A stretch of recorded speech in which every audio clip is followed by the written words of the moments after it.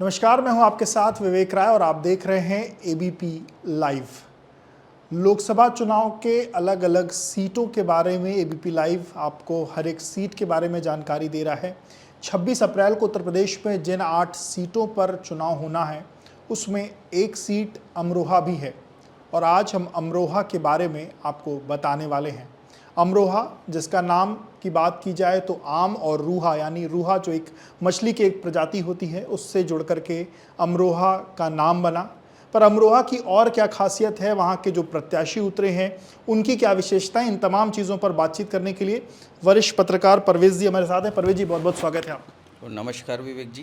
Parvez sir, जिस तरीके से लोकसभा का जो चुनाव चल रहा है, अलग अलग सीटों पर हम चर्चा कर रहे हैं। अमरोहा की बात करें सबसे पहले तो अमरोहा की कुछ विशेषताएं बताएं सर। अमरोहा क्यों खास है, अमरोहा की क्या खासियत है? देखिए, अमरोहा के बारे में जो भी चीज़ें हैं, मुरादाबाद ज़िले का ये हिस्सा था। 1997 में मायावती ने इसे ज्योतिबा फुले नाम से एक नया ज़िला बनाया था, जो बाद में दूसरी सरकारों ने नया नाम उसका फिर से अमरोहा कर दिया। उसके बाद से इस ज़िले की एक ज़िले के रूप में एक पहचान हुई। लेकिन अगर आप इसकी संस्कृति और कला के रूप में देखें तो ये हिस्सा हमेशा से राजपूत राजाओं के कब्ज़े में रहा है। उसके बाद एक दौर ऐसा आया कि जब मुग़ल साम्राज्य आया और मुग़ल का काफ़ी प्रभाव हुआ, तब यहाँ मुसलमानों का थोड़ा सा कन्वर्ज़न हुआ और मुसलमान आबादी बहुत तेज़ी से बढ़ती हुई शुरू हुई और फिर धीरे धीरे ये मुसलमानों का एक गढ़ हो गया। आज की तारीख़ में इस संसदीय क्षेत्र में तकरीबन 42% मुसलमान आबादी है। लेकिन राजनीतिक रूप से भी ज़्यादा अमरोहा हमेशा अगर आप इनके व्यापार की नज़रिए से देखें, जिसे ओडीओपी उत्तर प्रदेश की सरकार कहती है, तो ढोलक के लिए जाना जाता है। जितनी भी संस्कृतियां हैं, चाहे वो वाराणसी घराना हो, चाहे वो लखनऊ घराना हो और कथक के घराने हों, ये सब अमरोहा में बनी ढोलकों का इस्तेमाल करते रहे हैं। तो एक तो इसकी ये पहचान है, लेकिन उससे भी ज़्यादा पहचान जिसने दुनिया में अमरोहा का नाम रोशन किया, वो फिल्म और शायरी की दुनिया से था। कमाल अमरोही साहब यहाँ के मूल बाशिंदे थे, जिन्होंने भारत को पाकीज़ा जैसी बड़ी फिल्म दी और उन्होंने बहुत सारी फिल्में बनाई जिसे देश और दुनिया ने सराहा। यूँ कहिए कि मोहब्बत और मोहब्बत में विरक्ति की जो भाव होते हैं, उसको उन्होंने जन्म दिया, जिसके बाद वो जाने जाते हैं।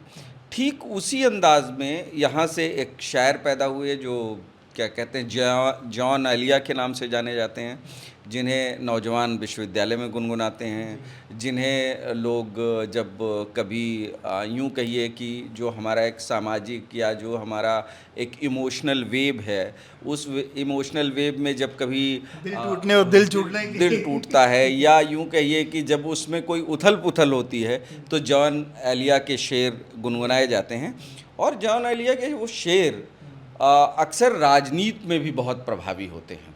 तो जिस तरह से उत्तर प्रदेश या देश में इस समय मुसलमानों की राजनीति हो रही है, उस पर उनका जॉन एलिया का एक शेर मैं आपको सुनाए देता हूँ कि उम्र गुजरेगी इम्तिहान में क्या, उम्र गुजरेगी इम्तिहान में क्या, और दाग ही देंगे मुझको क्या दान में क्या, दाग ही देंगे मुझको दान में क्या। तो आप देखिए कि इस शेर को मैं इस तरह से जोड़ता हूँ कि कुंवर दानिश अली इस बार फिर से अमरोहा से ही प्रत्याशी हैं और इस बार वो प्रत्याशी समाजवादी पार्टी और कांग्रेस के प्रत्याशी हैं। उन पर सर आऊँगा मैं। अभी सबसे पहले जिस तरीके से कुंवर दानिश अली की अगर बात करें तो 2019 में सपा बसपा गठबंधन में वो जीत करके आए, पर फिर जिस तरीके से पिछले दिनों जो एक कांड हुआ दिल्ली में संसद में, भारतीय जनता पार्टी के सांसद ने किन शब्दों का प्रयोग किया, पर उसके बाद अचानक से राजनीति बदली, कांग्रेस के करीब गए और उसके बाद आज की तारीख में कांग्रेस से वो प्रत्याशी हैं।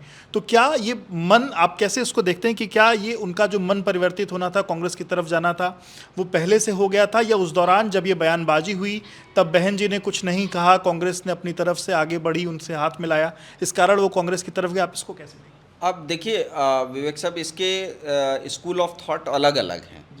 एक स्कूल ऑफ थॉट ये मानता है कि जब बहन जी ने इस बात का, मायावती जी ने इस बात का खुलासा भी किया कि वो एचडी देवगौड़ा की सिफारिश पर उन्होंने कुंवर दानिश अली को अमरोहा से बसपा का टिकट दिया था, वो एक राजनीतिक सिफारिश या उनकी राजनीतिक शक्ति का यह खुलासा था।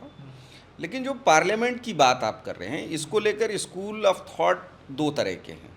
एक स्कूल थॉट ऑफ ये है कि जब भाजपा के सांसद रमेश बिधूड़ी ने संसद में एक धार्मिक टिप्पणी की थी, जो एक धर्म के रिचुअल से या जुड़ा हुआ विषय है, उसको लेकर टिप्पणी की, उसके बावजूद कुंवर दानिश अली ने उस समाज का प्रतिनिधि बनकर उसका प्रतिरोध नहीं किया। मान लिया कि मैं कह रहा हूँ कि आपके धार्मिक किसी चीज़ को लेकर कोई टिप्पणी की जा रही है, तो मुसलमानों का एक तबका ये कहता है, ये मेरी व्यक्तिगत राय नहीं है, उसका ये कहना है कि भाई अगर उस वक्त जो भी संसद में कहा गया वो सिर्फ एक व्यक्ति को नहीं कहा गया था, वो उन्होंने ये नहीं कहा कि दानिश अली आप ऐसे हैं या दानिश अली आप आतंकवादी हैं, ऐसा वर्ड इस्तेमाल नहीं किया उन्होंने। एक समाज को पूरे जो जिस तरह से रमेश बिधूड़ी ने बात की थी वो पूरे समाज को रिफ्लेक्ट करती थी, और समाज ये चाहता था, चूँकि मुसलमान समाज जो है, जिसे मैं जिसका एक प्रतिनिधि भी हूँ और जिसे मैं महसूस भी करता हूँ कि भावनात्मक लड़ाई लड़ता है, बौद्धिक या वैचारिक लड़ाई से ज़्यादा उसकी लड़ाई भावनात्मक होती है। तो उसका ये मानना था, उसके जहन में ये बात थी कि भाई कुंवर दानिश अली ने जिस संसद में उनका अपमान हुआ था, उस संसद की सदस्यता से इस्तीफ़ा क्यों नहीं दिया था। और जो हमारे पास फीडबैक है या जो हम लोगों ने क्षेत्र भ्रमण किया है, उसमें मुसलमानों के एक बड़े तबके के बीच में यही सवाल है कि जो आदमी हमारी धार्मिक आइडेंटिटी की रक्षा के लिए सामने नहीं खड़ा हो सकता और उस अपमान के बदले वो अपना संसद सदस्यता बचाए रखना ज़्यादा बेहतर समझता है, वैसे आदमी को अपना प्रतिनिधि क्यों चुने।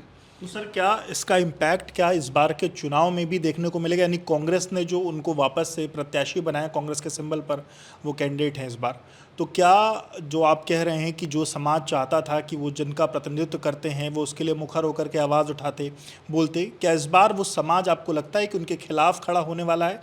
और जो जन समर्थन की मांग वो उस समाज से कर रहे हैं, क्या वो नहीं मिलने वाला? आप ऐसे इसको देखते हैं? देखिए, ये थोड़ा कहना कठिन है, क्योंकि हमने आपको पहले भी कहा कि पहले चरण में जिस तरह से मुसलमानों ने वोट किया है, वो इससे भी बड़ी चीज़ें उन्होंने भुला दी।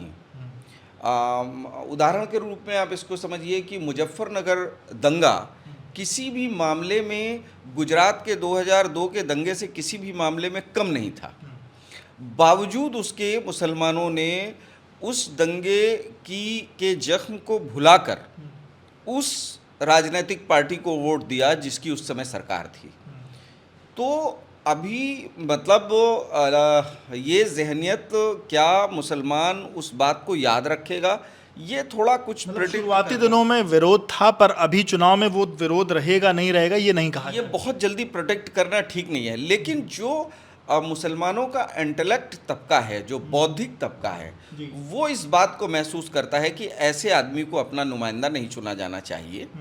लेकिन अब ये तो डेमोक्रेसी है, कल को वोट कौन कहाँ करेगा। लेकिन वो ड्राइंग रूम्स की जो डिस्कशन होती है या जनता के बीच, मुसलमानों के बीच का जो डिस्कशन है, उसमें ये बात का जिक्र बार बार होता है कि पूरे समाज का अपमान होने के बावजूद कुंवर दानिश अली ने संसद सदस्यता से इस्तीफ़ा नहीं दिया। ऐसा नहीं होना चाहिए था, ऐसा एक लगता है। और इत्तेफाक की बात है कि इस समय विकल्प के रूप में बसपा का कैंडिडेट भी मुसलमान ही है। अगर मुजाहिद पर आएंगे तो क्या मुजाहिद हुसैन जो हैं, क्या वो विकल्प के तौर पर आप उनको देख रहे हैं? मतलब वहाँ के लोग या अमरोहा के लोग क्या मुजाहिद हुसैन को एक ऑप्शन दानिश अली के सामने देख रहे हैं, क्योंकि दोनों मुस्लिम कैंडिडेट और एक तो सिटिंग सांसद भी हैं? देखिए, पहले चरण के मतदान के ट्रेंड को देखें अगर आप, तो नहीं लगता है कि मुसलमान जो है बसपा की तरफ बहुत ज़्यादा झुकेगा। जो अभी आठ जगहों पर चुनाव, 8 सीटों पर चुनाव हुआ है, उसका जो ट्रेंड दिखाई दिया है कि भाई मुजफ्फरनगर दंगा, शामली दंगा और ऐसे तमाम चीज़ों को भूल कर मुसलमानों ने एक राजनीतिक दल को वोट देने के लिए घर से बाहर निकले हैं। ऐसा उन्होंने बातचीत में जाहिर किया है। वो तो बाकी तो बैलेट तय करेगा, जब काउंटिंग होगी तब तय होगा कि क्या था। उस ट्रेंड को अगर देखें तो लगता नहीं है कि मुसलमान जो है वो बहुजन समाज पार्टी की तरफ जाएगा। हालांकि अगर जातीय समीकरणों को देखा जाए, जो जातीय समीकरण है 42% मुसलमान और 15% दलित, तो ये मिलाकर करीब करीब 55% हो जाता है। अगर ये एक साथ हो जाए तो फिर भारतीय जनता पार्टी के लिए बहुत मुश्किल खड़ी हो जाएगी। लेकिन अगर मुसलमान समाजवादी पार्टी की तरफ गया या दूसरे राजनीतिक कांग्रेस समाजवादी पार्टी गठबंधन की तरफ गया, तो परिणाम क्या होंगे ये थोड़ा अभी देखना मुश्किल है। लेकिन भारतीय जनता पार्टी के जो कैंडिडेट हैं कुंवर तंवर सिंह साहब, उनके बारे में ये कहा जाता है कि वो आर्थिक रूप से बहुत समृद्ध हैं, लोगों की बहुत मदद करते हैं। बहुत सर राजनीतिक बैकग्राउंड भी कुछ अगर आप बताना, क्या राजनीतिक वो बैकग्राउंड? राजनीतिक बैकग्राउंड ये है कि वो उससे पहले भी सांसद रहे हैं और व्यापारी हैं काफ़ी बड़े। व्यक्तिगत रूप से भी लोगों की मदद करते रहते हैं, कई बार व्यक्तिगत रूप से भी विकास के उन्होंने कार्य कराए हैं। तो ये जो लड़ाई है चुनाव की, सोशली एक्टिव कैसे? सोशली एक्टिव भी कहिए और यूं कहिए कि वो जो सोशल इकोनॉमिक डिस्पैरिटी होती है, जो खाई है, उसको भी वो कई कई बार पाटने की कोशिश करते हुए दिखाई देते हैं, ऐसे वहाँ के लोगों का कहना है। तो लेकिन वहाँ एक दिक्कत यह है कि वहाँ भारतीय जनता पार्टी में आपसी गुटबंदी है। अब पार्टी का नेतृत्व या बाकी लोग, ये उनकी पार्टी का इशू है, ये हमारा विषय नहीं है। लेकिन चुनाव आते आते ये इसी बात पर तय होगा कि क्या मुसलमान दलित के साथ गया या मुसलमान ने कांग्रेस, हालांकि कांग्रेस का कोई वोट बैंक नहीं है अमरोहा में, जो भी वोट बैंक है वो समाजवादी पार्टी का है। कांग्रेस बहुत लंबे समय से वहाँ कोई सांसद नहीं हुआ है। तो इन परिस्थितियों में मुझे ऐसा लगता है, मैं ये महसूस करता हूँ कि चुनाव आते आते अगर मुसलमानों ने इस नज़रिए पर दलितों के साथ सामाजिक समीकरण बनाने की कोशिश की तो भारतीय जनता पार्टी के लिए मुश्किल खड़ी होगी। सर मैं जातिगत समीकरणों पर भी आना चाहूँ, क्योंकि आपने जातिगत समीकरणों की बात करें तो अमरोहा में अमूमन कितना वोटर है कुल, और लगभग किस किस जातियों के कितने वोट हैं, और वो किस पर इम्पैक्ट कर सकते हैं, किन किन प्रत्याशियों पर क्या इम्पैक्ट हो सकता है? देखिए, जो पिछले चुनाव हुए हैं उसमें चूंकि दानिश अली की जो जीत थी वो 42% मुसलमान और 13% दलित। इतना का मतलब जो राजनीति, ये आंकड़ा कोई मतलब 2011 के बाद कोई जनगणना नहीं हुई है, लेकिन जो राजनीतिक दलों ने जो डेटा बनाया है वो डेटा ये कहता है कि इतने % लोग हैं। तो वो कॉम्बिनेशन बन के विनिंग कॉम्बिनेशन बना था। लेकिन अब जो दूसरी जातियां हैं वो सब 5% से कम हैं, सैनी हैं, यादव मतदाता अमरोहा में बिल्कुल नहीं है। तो जो भी समीकरण बनाना होगा, कांग्रेस के ब्राह्मण मतदाता 5% से कम है, क्षत्रिय मतदाता जो 7% और के बीच के आसपास आता है, लेकिन सैनी, गुजर और इस क्या कश्यप, इस समाज के मतदाताओं की संख्या 8%, 7%, 6% करके ऐसे है। तो जो भारतीय जनता पार्टी का कॉम्बिनेशन बनता है वो यही बनता है कि दलित वर्ग में या तो फूट हो जाए या दलित सीधे भारतीय जनता पार्टी को वोट कर दे, तो भारतीय जनता पार्टी अपने कॉम्बिनेशन में ऊपर हो जाती है। 42% ही मुसलमान है तो जाहिर सी बात है कि 48% हिंदू है, 58% हिंदू हो गया। तो ये कॉम्बिनेशन जो बनता है, और उस 42% में दो मुस्लिम प्रत्याशी, 2 मुस्लिम प्रत्याशी में ही काम, जो मैंने आपको शुरुआत के दौर में ये बात कही कि पहले चरण में जो वोटिंग पैटर्न है मुसलमानों का वो ये है कि वो सब कुछ भुलाकर समाजवादी पार्टी और कांग्रेस के गठबंधन को वोट कर रहे हैं। तो ऐसी परिस्थितियों में क्या वो इस पुराने पैटर्न को, या जो 8 सीटों पर जो पैटर्न बना है उस पैटर्न को दोहरा देंगे, और क्या इस पैटर्न का असर हिंदू वोटों पर नहीं होगा, ये तो मतदान के दिन देखने पे ही साफ हो पाएगा। क्योंकि अगर 42% पोलराइज हो रहा है तो आप कैसे ये उम्मीद करते हैं कि 58% पोलराइज नहीं होगा? इसकी संभावना पूरी रहती है, क्योंकि जहाँ भी जो भी कम्युनिटी बहुसंख्यक होती है, अल्पसंख्यक कम्युनिटी हमेशा डीमोरलाइज रहती है किसी न किसी रूप में। उसका मोरल बहुत हाई नहीं होता है, ये पूरी दुनिया का फिनोमेना है। कि जब ऐसी स्थिति होती है तो फिर बहुसंख्यक कम्युनिटी एकजुट नहीं होगी।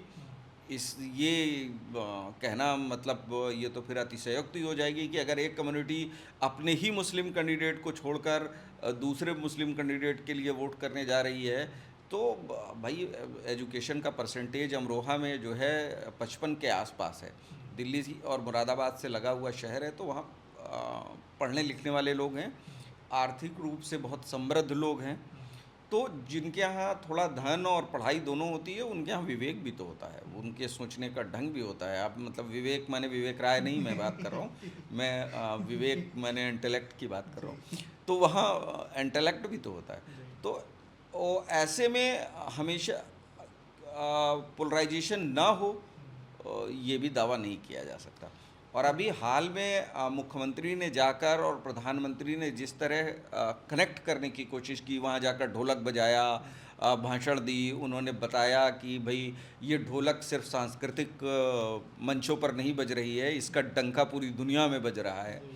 तो भावनात्मक चीज़ें तो लोगों को छूती हैं ना। ये तो हम तो भारत के लोग हैं, तो हमारे अंदर तो इस तरह की बातें हैं ही कि हम भावनात्मक रूप से पहले आगे खड़े होते हैं, बाकी चीज़ें बाद में खड़ी होती हैं। तो वो यही देखना होगा अगले 2 दिन बाद की क्या स्थिति। लास्ट सवाल मेरा, इश्यूज़ क्या हैं? जातिगत समीकरणों पर तो बात हो गई, पर अमरोहा के जनता का मूल इशू क्या है? वो किस बात पर वोट देने जा रही? जातिगत समीकरणों से अंतर उनकी मूल समस्याएं क्या हैं? आपने वहाँ के लोगों से बातचीत भी की है, क्या चीज़ है? देखिए, अमरोहा की एक बड़ी समस्या जो मोटी मोटी दिखाई देती है वो हेल्थ इश्यूज़ की समस्या है।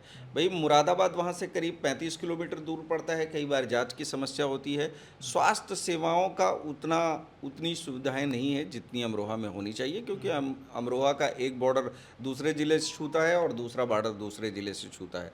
तो अगर कोई या किसी भी आदमी को, जितना मैंने अमरोहा को देखा है, मैं जानता हूँ, उतना अमरोहा में स्वास्थ्य सेवाओं की काफ़ी दिक्कत है।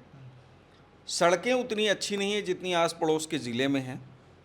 और हो सकता है कि अभी विपक्ष के सांसद थे भारतीय जनता पार्टी, बहुजन समाज पार्टी के, अब जो लोग कहते हैं, जो वहाँ के लोगों के एक वर्ग की शिकायत है, ये है कि सांसद महोदय का बहुत अमरोहा मूवमेंट भी नहीं था।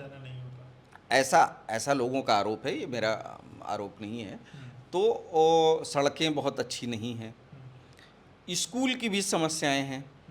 लड़कियों को पढ़ने के लिए मुरादाबाद जाना पड़ता है, जो 30 किलोमीटर दूर है, तो कई बार ट्रांसपोर्टेशन की भी दिक्कत आती है। तो ये सब इश्यूज़ हैं। लेकिन जो लोग खुश हैं वो ये खुश हैं, हमेशा आप ये समझ लीजिए कि जिस भी जगह मेजॉरिटी और माइनॉरिटी का असंतुलन होता है, उस जगह पर हमेशा लॉ एंड ऑर्डर या पुलिस की गवर्नेंस बहुत मायने रखती है।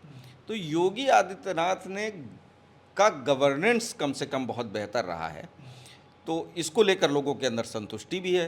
तो वो बिजली पानी से ज़्यादा भाई लोगों की लड़कियां स्कूल जाती हैं, बाहर आती हैं, वो किसी भी परिवार को ऐसा एक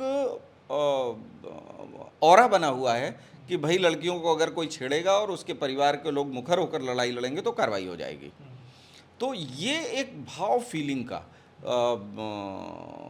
एक राजनीतिक दल के पक्ष में भी जाता है, ये भाव भी है। तो लोग छोटी छोटी कई अपनी समस्याओं को भूल भी जाते हैं कि भाई ठीक है, हमारे लड़के बच्चे पढ़ जाएंगे, कुछ हो जाएगा, दूसरे शहरों में जाकर रहेंगे, आगे काम धाम हम कर लेंगे, थोड़ी समस्या उठा लेते हैं, लेकिन यहाँ रह के हमारे बच्चे पढ़ तो ले रहे हैं।